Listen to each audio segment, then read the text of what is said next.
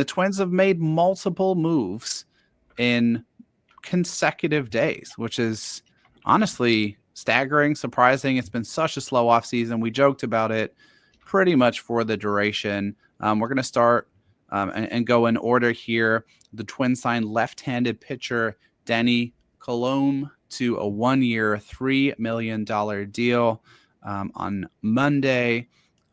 We're taking a look here at his Fangraphs page. And what we see here is a guy who's just been a really effective left-handed reliever, particularly in recent seasons with Baltimore. He is 35 years old. He was limited to just 29.2 innings in 2024. So, Jeremy, I guess your kind of big picture reaction to this, and is the health a concern? Because it also came up as an issue when he was with the Twins in that stretch between 2020 and 2022. Yeah, I think the health has to be a concern, right? I mean, when he was with the Twins before, and they actually kind of, I'm not going to say they were counting on him, but he seemed to be part of the plans. He had the big hip thing that he basically missed an entire season with. 35 years old, undersized lefty, but if you're a lefty and you can be available, there's value there. So he was really good for the Orioles, and they got him for basically nothing from the Twins in 2023. And then, like you mentioned, very limited in 2024. So I do think it checked the box for what are they going to do with the lefty. And I think Funderburk is much better slotted now and not the number one spot for lefty, right? So that takes a little bit of pressure. But Danny Coulombe is a serviceable lefty out of the bullpen, and I think we kind of saw Caleb Thielbar's stock drop.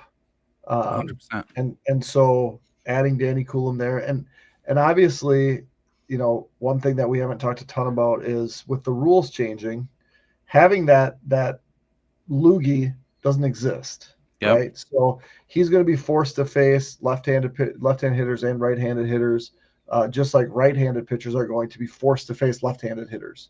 And so I think they've set their bullpen up in such a way that they feel good about it. There's some depth there, but you also have question marks because Coulombe's not been healthy recently. Brock Stewart's not been healthy ever.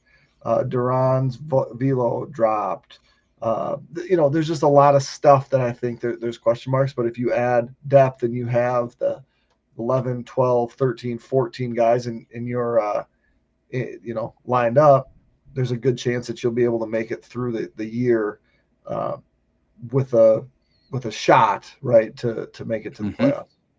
For sure. And I really appreciate that point that you hit on, Jeremy. I think it's worth repeating almost, right? Like in the midst of when the transactions are happening, it's so easy to get caught up in who is going to be the odd man out in the bullpen. Is it going to be Michael Tonkin or Iverson Castellanos? And the truth is, it's going to be the 2 to 3 injured guys that aren't able to start the season on time. And I'm curious for your thoughts here, but it feels like not only do the Twins have a high quality group, if you look at the back end of Jax Duran, Sands, and those guys, they also have now built out enough depth where you could manage comfortably with 2, 3, 4 guys out and not see that much of a dip, as long as you're not losing all of your back end or high leverage guys. It feels like they can absorb some of the punches that will inevitably come in spring training and beyond. Yeah, and I think the bigger question is the 40-man question, right? Because now they're going to have to make a move there. You don't have the luxury right now. 2, right? What? Two moves, right? I think. Right. I mean, we haven't talked about the second move, but they're going to have to make the move. And looking at who it could be, I think there's a lot of, I don't want to say fat on the roster, but that's always interesting because you're giving up on someone that you kept through the pairing of the roster in the fall, right? So is it possible that someone like Brent Hedrick, or you mentioned Michael Tonkin, those guys are like, you're likely going to be DFA'd. Teams are pretty much filling up their 40, so guys that would have the opportunity to clear waivers a little bit better now. But yeah, I think I'm not worried at all about the 26 because that works itself out. Guys show up to spring training, they get behind. I will just throw them on the injured list to start. It's fitting everybody on your 40 man, a 40 man that, if we count Gasper as a catcher, has 5 catchers, which Yep. is insane. Yep. So is this a precursor to a Christian Vasquez move?